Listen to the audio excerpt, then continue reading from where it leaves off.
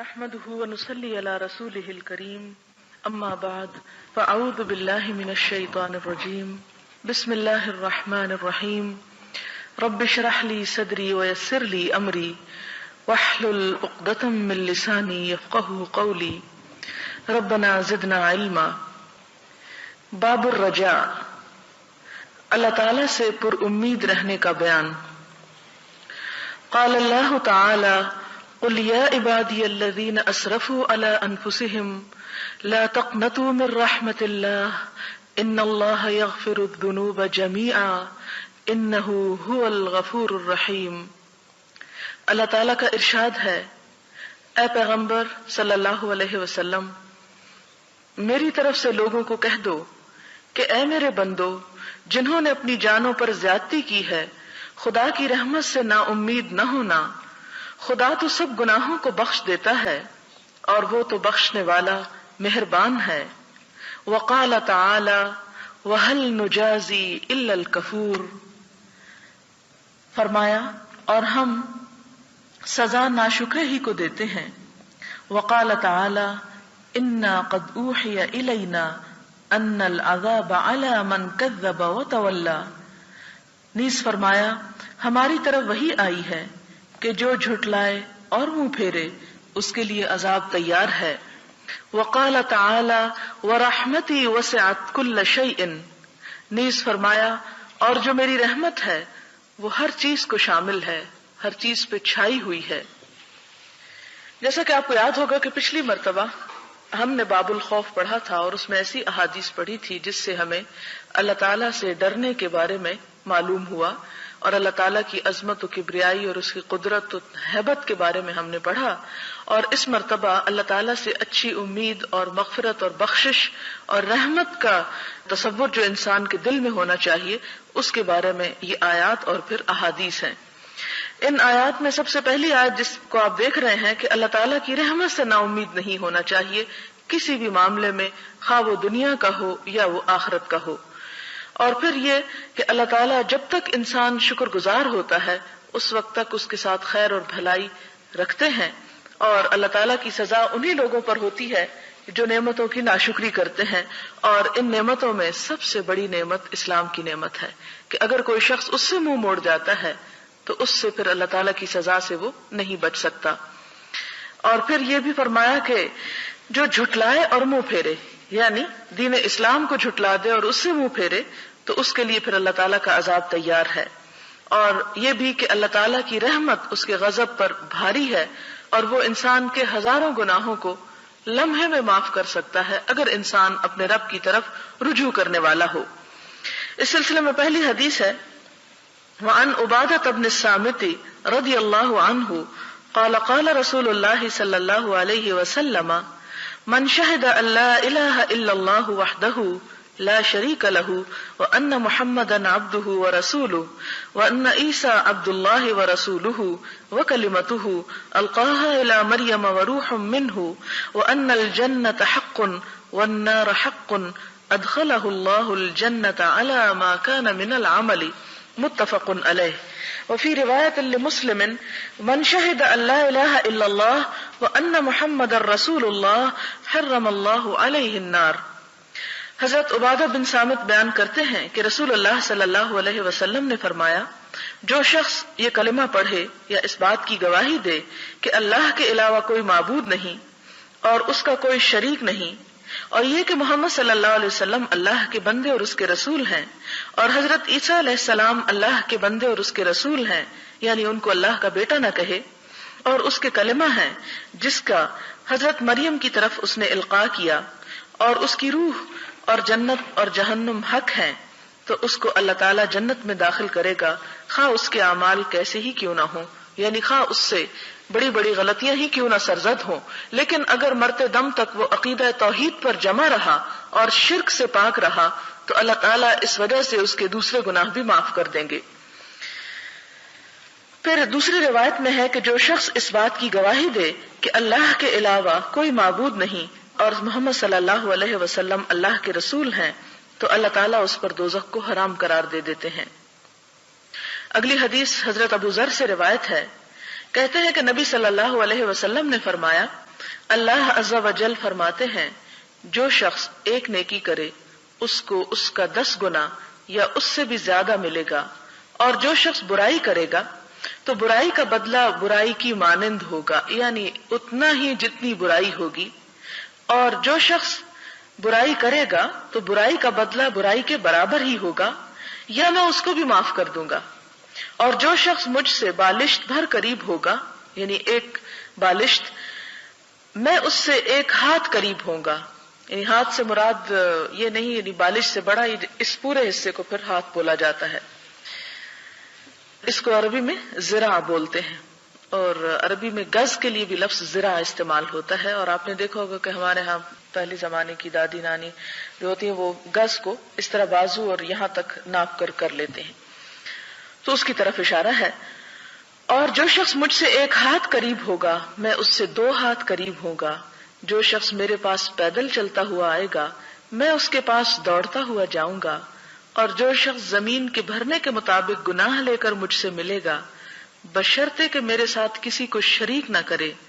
تو میں گناہوں کے برابر مغفرت کے ساتھ اس سے ملوں گا۔ یعنی اگر حقوق اللہ میں کوئی کمی بیشی ہو جاتی ہے تو اللہ تعالیٰ اس بندے کو معاف کر دیتے ہیں، لیکن یہاں یہ بات یاد رہے کہ جب انسان حقوق العباد میں کمی کرتا ہے تو اس پر اللہ تعالیٰ کا صاف فیصلہ ہے کہ جب تک بندے معاف نہ کریں اللہ تعالیٰ بھی معاف نہیں کریں گے، کیونکہ قیامت کے دن پورا انصاف ہوگا، اور جس پر ذرا برابر بھی ظلم کیا گیا یا کسی کا دل دکھایا گیا تو اسے اس کا بدلہ دینا ہوگا۔ یہاں انہوں نے عربی عبارت کے ساتھ لکھا ہے، حدیث کا مفہوم یہ ہے کہ جو شخص میری اطاعت کر کے میرا قرب حاصل کرتا ہے تو میں اپنی رحمت کے ساتھ اس کے قریب ہوتا ہوں، اگر وہ اطاعت میں زیادتی کرتا ہے تو میں بھی رحمت میں زیادتی کرتا ہوں، اور اسی طرح برعکس بھی۔ اور یہاں پر لفظ ہر ولتن استعمال ہوا ہے، ہر ولا کا معنی ہوتا ہے تیز دوڑنا، یعنی میں اس پر اپنی رحمت نازل کرتا ہوں، اور رحمت میں یعنی تیزی، زیادتی، اور پھر یہ کہ سبقت اختیار کی، یعنی میں نے اس کو مقصود حاصل کرنے کے لیے زیادہ چلنے کی تکلیف نہ دی۔ اگلی حدیث حضرت جابر سے ہے، بیان کرتے ہیں کہ ایک جنگلی نبی صلی اللہ علیہ وسلم کی خدمت میں پہنچا اور عرض کیا، یا رسول اللہ وہ 2 چیزیں کیا ہیں جو دوزخ اور بہشت کو واجب کرنے والی ہیں؟ آپ نے فرمایا، جو شخص فوت ہو گیا اللہ کے ساتھ کسی چیز کو شریک نہ ٹھہراتا تھا جنت میں داخل ہوگا، اور جو شخص فوت ہوا کہ اللہ کے ساتھ کسی کو شریک ٹھہراتا تھا وہ جہنم میں داخل ہوگا۔ یعنی اللہ تعالیٰ کے ہاں شرک ہی ایک ایسا بڑا گناہ ہے جو کسی طرح معاف نہیں ہوگا، دوسرے گناہ انسانوں کے معاف ہو جاتے ہیں۔ ایک گناہ کے بعد جب انسان کوئی نیکی کر لیتا ہے تو قرآن پاک میں آتا ہے کہ ان الحسنات یذہبن السیئات، کہ نیکیاں دوسری برائیوں کو مٹا دیتی ہیں، اور اسی طرح انسان جب توبہ استغفار کرتا ہے تو سارے گناہوں کی اس سے معافی ہو جاتی ہے۔ لیکن شرک ایسا گناہ ہے کہ جس سے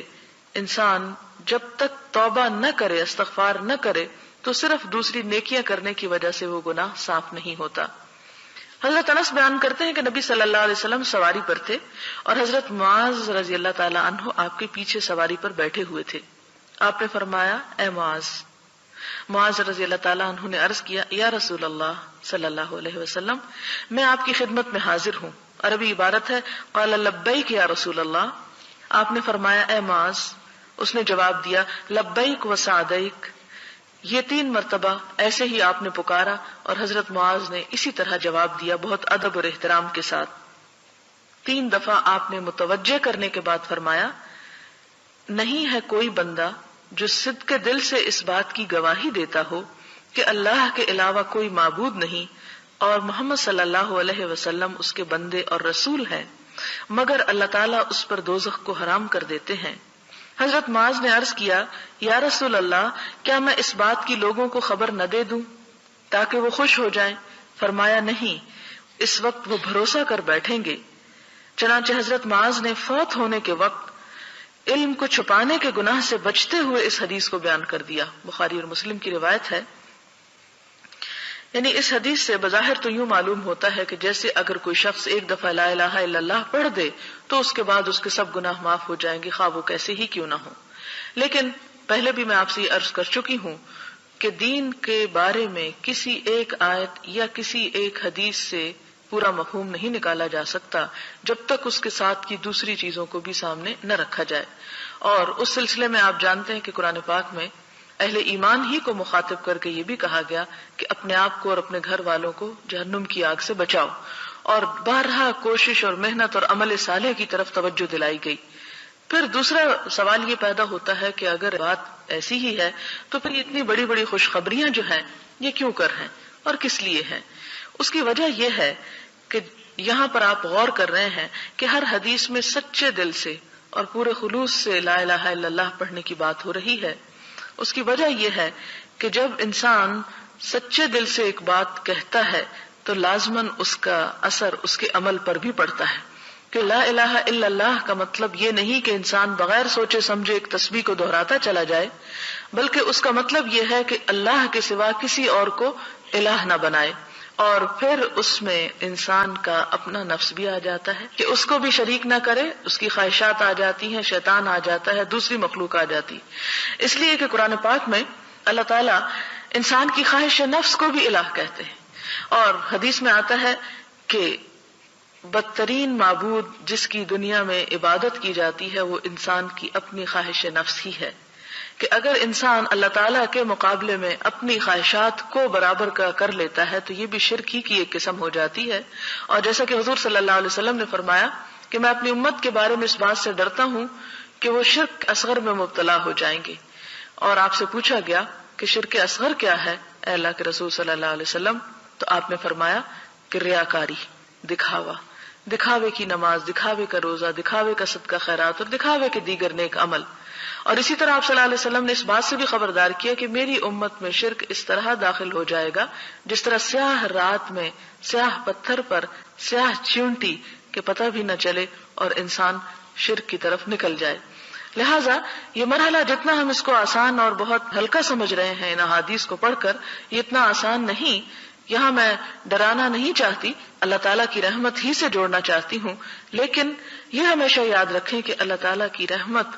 اسی وقت انسان پر ہوتی ہے اور معاملہ اسی قدر اللہ تعالیٰ کی رحمت کا ہوتا ہے جتنا انسان خود اللہ تعالیٰ کی طرف رجوع کرتا ہے. اگر ہم اس سے منہ موڑے رہیں اور ہم اس کی طرف توجہ نہ کریں تو وہ رب العالمین ہے، وہ ہمارا محتاج تو نہیں ہے، وہ بھلا پھر ہماری طرف کیوں کر راغب ہوگا. اس کے بعد ایک اور حدیث ہے، حضرت ابو ہریرہ رضی اللہ تعالیٰ عنہ یا حضرت ابو سعید خدری، راوی کو شک ہے، اور صحابی کی تعین میں شک کا ہونا مضر نہیں، اس لیے کہ تمام صحابہ عادل ہیں. ان میں سے روایت ہے انہوں نے بیان کیا کہ جب غزوہ تبوک ہوا تو لوگوں کو بھوک نے تنگ کیا تو انہوں نے عرض کیا یا رسول اللہ صلی اللہ علیہ وسلم، اگر آپ ہمیں اجازت عطا فرمائیں تو ہم اپنے اونٹوں کو ذبح کریں اور ان کا گوشت کھائیں اور ان سے چربی حاصل کریں. رسول اللہ صلی اللہ علیہ وسلم نے فرمایا تمہیں اجازت ہے، ایسا کر لو. چنانچہ حضرت عمر آئے اور عرض کیا یا رسول اللہ صلی اللہ علیہ وسلم، اگر آپ ایسا کریں گے تو سواریاں کم رہ جائیں گی، لوگ بھوک کے مارے ہیں، اونٹ سب ذبح کر ڈالیں گے تو واپسی کیسے ہوگی. لیکن صحابہ کرام سے ان کا زاد راہ منگوا لیں، یعنی ہر ایک کے پاس جو ایکسٹرا کچھ نہ کچھ ہے وہ سب آپ اکٹھا کر لیں، پھر ان کے لیے ان پر خدا سے برکت کی دعا فرمائیں، امید ہے کہ اللہ تعالیٰ اس میں برکت فرمائے گا. اس پر رسول اللہ صلی اللہ علیہ وسلم نے اس بات میں جواب دیتے ہوئے چمڑے کا دسترخوان منگوایا، اس کو بچھایا اور پھر لوگوں سے ان کے زاد راہ یعنی سامان، کھانے پینے کے سامان کو منگوایا. تو کوئی آدمی مٹھی بھر چینی لایا، کوئی مٹھی بھر کھجور اور روٹی کا ٹکڑا لایا، پنیر، یہاں تک کہ دسترخوان پر تھوڑی سی چیزیں نظر آنے لگی، یعنی تھوڑی چیزیں سب لے آئے. تو رسول اللہ صلی اللہ علیہ وسلم نے برکت کی دعا فرمائی، پھر فرمایا اس سے اپنے برتنوں کو بھر لو، یعنی جو کچھ لا کے رکھا ہے واپس اٹھاؤ. سب کو کہا. صحابہ کرام نے اپنے اپنے برتنوں کو بھر لیا، یہاں تک کہ لشکر میں کوئی ایسا برتن نہ تھا جس کو انہوں نے نہ بھرا ہو، اور سب نے خوب سیر ہو کر کھایا اور کچھ بچ بھی گیا. تو رسول اللہ صلی اللہ علیہ وسلم نے فرمایا میں گواہی دیتا ہوں کہ اللہ کے علاوہ کوئی معبود نہیں اور یہ کہ میں اللہ کا رسول ہوں. جو شخص ان دونوں کے اقرار کے ساتھ اللہ سے ملاقات کرے گا اور اس میں اسے کچھ شک و شبہ نہ ہوگا تو اس کو جنت سے روکا نہیں جائے گا، یعنی وہ جنت کا مستحق قرار پائے گا. اور یہی وجہ ہے کہ اس میں کوئی شک و شبہ نہ ہوگا کہ عبارت خاص طور پر قابل غور ہے، اس لیے کہ جب انسان کو اس بات کا یقین ہو کہ میری ملاقات میرے رب سے ہوگی اور وہ مجھے میرے اعمال پہ جزا دینے والا اور میرے گناہوں پہ سزا بھی دینے پہ قادر ہے، تو ایسی صورت میں انسان نیکی کے کاموں میں پورے یقین اور قوت کے ساتھ شامل ہوگا، اور برائی سے بچنے کے لیے بھی اس کو قوت حاصل ہوگی، اس لیے کہ اسے پتا ہے کہ لازماً قیامت آنی ہے اور مجھے اپنے اعمال کا جواب بھی دینا ہے۔ اور پھر یہاں پر ایک اور چیز جو دیکھنے کی ہے اور بہت ہی خوبصورت بات ہے کہ حضور صلی اللہ علیہ وسلم کی دعا سے جو برکت ہوئی اور جو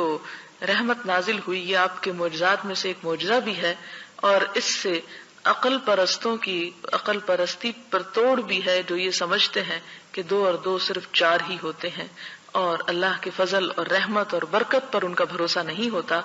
جبکہ اسلام میں یہ چیز مانی ہوئی ہے، اور قرآن پاک میں بھی بارہا اس کا ذکر آتا ہے اور احادیث میں بھی کہ اللہ تعالیٰ جس چیز میں چاہتے ہیں اپنی رحمت سے اس میں برکت پیدا کر دیتے ہیں۔ اور برکت کا معنی یہ ہے کہ اللہ تعالیٰ کی طرف سے انسان کو ایسی بھلائی ملنا کہ جس کے لیے انسان نے خود کوئی کوشش نہ کی ہو، اور وہ خالصتاً اللہ کا فضل ہو، جس کے بارے میں آتا بھی ہے کہ وَاسْأَلُ اللَّهَ مِن فَضْلِهِ، کہ لوگوں اللہ سے اس کا فضل مانگو۔ اور فضل اور برکت ایسی چیزیں ہیں کہ جو انسان کی کوششوں سے نہیں آتی بلکہ وہ خاص اللہ کی رحمت ہی ہوتی ہیں، اور اسی لیے کہا کہ اللہ کی رحمت سے مایوس نہ ہو، اسے مانگتے رہو۔ اور یہی وجہ ہے کہ دعا کے بارے میں فرمایا کہ پورے یقین کے ساتھ مانگو، یہ نہ سمجھو اور مایوس نہ ہو کہ اللہ تعالیٰ سنے گا، نہیں، ضرور سنتا ہے، جیسے کہ سورۃ المومن کے آخری حصے میں آتا ہے وَقَالَ رَبُّكُمُ ادْعُونِي أَسْتَجِبْ لَكُمْ، کہ تمہارا رب کہتا ہے کہ مجھے پکارو، میں ضرور جواب دیتا ہوں، میں تمہیں جواب دوں گا۔ اور اسی لیے حضور صلی اللہ علیہ وسلم نے فرمایا کہ اللہ تعالیٰ دعا کو ضرور سنتے ہیں، ہاں قبولیت 3 طرح میں سے ایک طرح ہوتی ہے، یا تو یہ کہ انسان جو مانگتا ہے وہی مل جاتا ہے، یا یہ کہ انسان کے اوپر سے اس دعا کے برابر کی کوئی بلا ٹل جاتی ہے، یا یہ کہ وہ دونوں چیزیں نہیں قبول ہوتی، اور تیسرے درجے پہ یعنی آخرت کے لیے اس کو ذخیرہ بنا دیا جاتا ہے، اور انسان جب آخرت میں اس اجر کو دیکھے گا اور تمنا کرے گا اے کاش دنیا میں میری ایک دعا بھی قبول نہ ہوتی۔ لیکن انسان ہے، ہم کمزور ہیں، اور ہم چاہتے یہ ہیں کہ جو بھی ہم مانگے اللہ تعالیٰ اس کو ضرور پورا کر دے، اور اسی لیے ہمیں پھر ہماری ہی ضروریات کو سامنے رکھتے ہوئے اللہ تعالیٰ نے ہمیں ایک اور خوبصورت دعا سکھائی کہ ربنا آتنا فی الدنیا حسنہ وفی الآخرۃ حسنہ، کہ اللہ دنیا کی بھلائی بھی عطا فرما اور آخرت کی بھلائی بھی عطا کر، اس لیے کہ دنیا کی بھلائیاں جب انسان کو ملتی ہیں تو بعض اوقات ایک بھلائی سے کئی بھلائی کے پھر دروازے کھل جاتے ہیں۔ اس لیے انسان کو ہمیشہ اللہ تعالیٰ سے یہ نہیں کہنا چاہیے کہ اللہ میں نے تو اتنی دعائیں کی تو آپ نے ابھی تک قبول نہیں کی، یا یہ کہ میں دعائیں کرتا ہوں اور مجھے تو ابھی تک کچھ بھی نہیں ملا، یہ شیطان کی طرف سے ہوتا ہے۔ نہیں، مایوس نہیں ہونا چاہیے، کیونکہ اللہ تعالیٰ اپنے بندے کے حق میں 70 ماؤں سے بڑھ کے پیار کرنے والا ہے، وہ زیادہ بہتر طور پر جانتا ہے کہ میرے بندے کو کہاں کس چیز کی ضرورت ہے اور کہاں کتنی دیر اس کو آزمائش میں مبتلا رکھا جا سکتا ہے، اور اس سے اس کے لیے اور کتنی خیر اور بھلائی جو انسان خود نہیں جانتا ہوتا اس کے دروازے اور اس کے راستے وہ اس کے لیے کھول دیتا ہے۔ لہذا ایک تو یہ کہ ان کاموں کو کرنے میں خاص طور پر حریص ہونا چاہیے انسان کو کہ جن کاموں کے لیے حضور صلی اللہ علیہ وسلم نے دعا فرمائی ہے، کہ جس چیز کے لیے آپ صلی اللہ علیہ وسلم نے خاص طور پر اپنی امت کے لوگوں کے لیے دعا کی ہے، کیونکہ آپ کی دعا اللہ کے حضور قبول ہوتی تھی۔ جیسا کہ آپ دیکھیں کہ واضح نشانی ہے، صحیح مسلم کی روایت ہے، اور جگہوں پر بھی یہ حدیث آتی ہے۔ اور پھر یہ کہ انسان کے دل میں اگر کوئی اچھا مشورہ ہو تو کسی کو دینے میں کبھی بھی پیچھے نہیں رہنا چاہیے۔ آپ دیکھیں جیسے حضور صلی اللہ علیہ وسلم سے آ کے پوچھا گیا اونٹوں کو ذبح کرنے کے بارے میں، تو آپ کمال شفقت کے ساتھ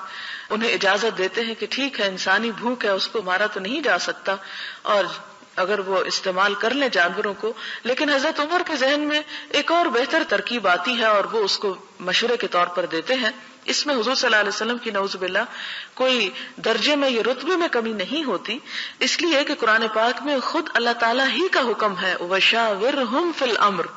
کہ اے نبی صلی اللہ علیہ وسلم آپ مختلف کاموں میں اپنے صحابہ سے مشورہ کریں، اور مشورے میں بھلائی یہ ہوتی ہے کہ انسان بعض اوقات ایک کم تر درجے کی چیز کی بجائے ایک زیادہ بہتر راستے کو اپنا سکتا ہے، جس سے انسان کے لیے اور بھلائی کے دروازے کھل سکتے ہیں۔ اور مسلمانوں کی بھی یہ صفت بتائی گئی کہ وہ امرہم شورا بینہم، کہ ان کے آپس کے معاملات باہم مشورے سے طے پاتے ہیں، اور خاص طور پر وہ امور جن کا تعلق بہت سارے لوگوں کے مفاد سے ہو، ان کاموں کو تو بہرحال مشورے ہی سے طے پانا چاہیے۔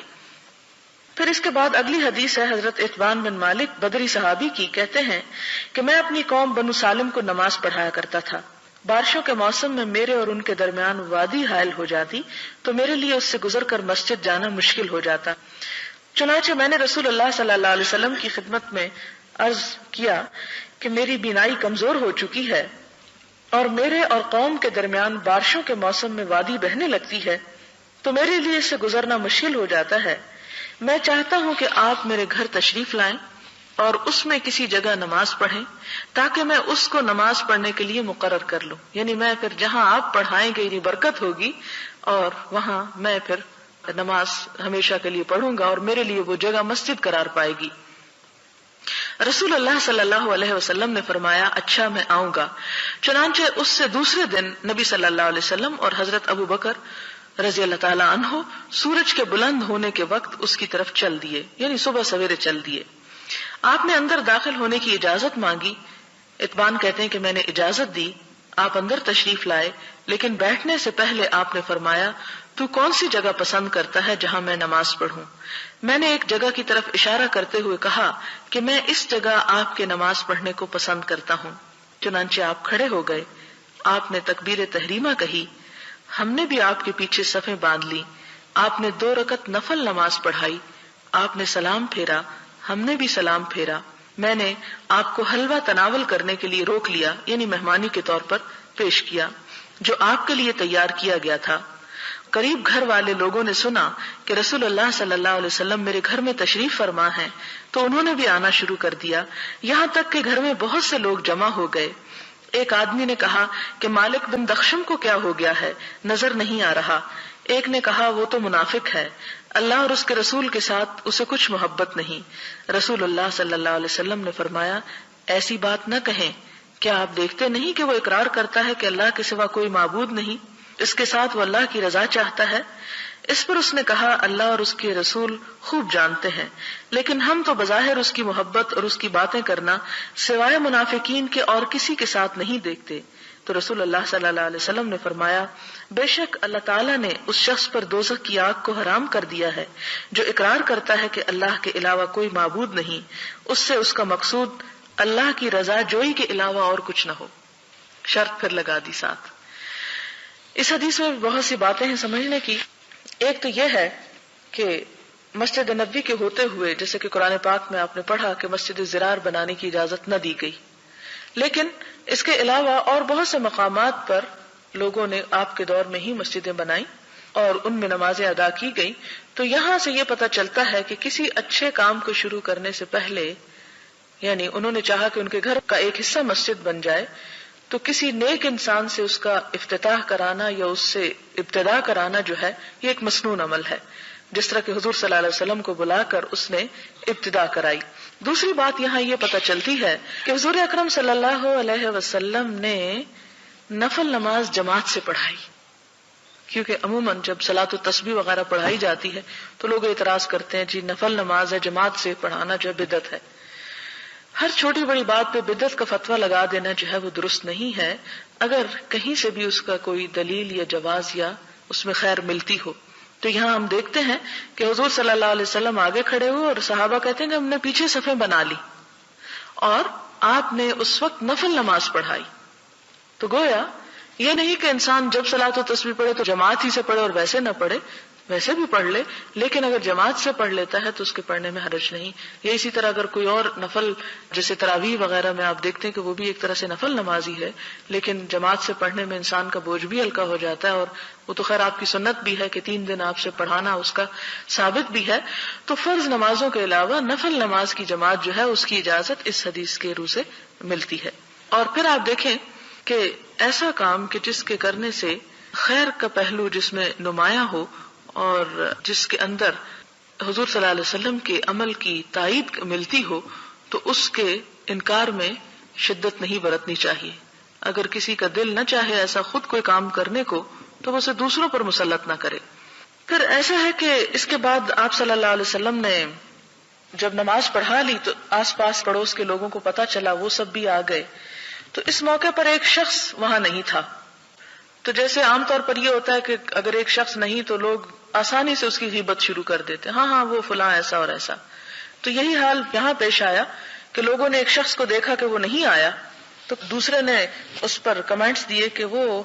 تو منافق ہے. آپ صلی اللہ علیہ وسلم نے یہ بات پسند نہیں کی، اس لیے کہ اسلام کا یہ طریقہ ہے کہ لوگوں سے ان کے صرف ظاہر پر معاملہ کرو، جب تک ان کے عمل میں کوئی ایسی چیز ثابت نہیں ہو جاتی تو ان سے درگزر کرو. یہی وجہ کہ آپ صلی اللہ علیہ وسلم نے اس بات کو انکریج نہیں کیا، بلکہ کیا فرمایا کہ کیا تم دیکھتے نہیں کہ وہ اقرار کرتا ہے کہ اللہ کے سوا کوئی معبود نہیں، وہ کلمہ پڑھتا ہے. یہی وجہ ہے کہ منافقین کلمہ پڑھ کر مسلمانوں کو دھوکہ دیتے تھے، لیکن اس کے باوجود آپ ان کے ساتھ سختی کا معاملہ نہیں کرتے تھے، یہاں تک کہ اللہ تعالیٰ کی طرف سے حکم آ گیا کہ اب ان کے ساتھ سختی کرو جو جہاد میں جانے سے پیچھے رہ جاتے ہیں. اور اس سے پہلے کیا حکم آیا؟ خذ العفو، ان کو معاف کر دو، ان سے درگزر کرو. اور یہاں پر بھی ہم دیکھتے ہیں کہ آپ صلی اللہ علیہ وسلم نے باوجود اس کے کہ وہ آپ کی مجلس میں حاضر نہیں ہوا، آپ نے اس کے خلاف کوئی بدگمانی نہیں کی اور اس پر کوئی ایسا فتویٰ نہیں لگایا. اور پھر اس کے بعد پھر لوگوں نے کہا کہ نہیں، وہ تو جو باتیں کرتا ہے وہ صرف ظاہریت ہوتی ہیں. آپ نے پھر ان باتوں کو اہمیت نہیں دی اور یہ نہیں کہا کہ ہاں بالکل تم تو صحیح کہتے ہو. ہمارے سامنے اگر کبھی کوئی کسی کی برائی کر دے تو ہم اس کی ہاں میں ہاں ملا دیتے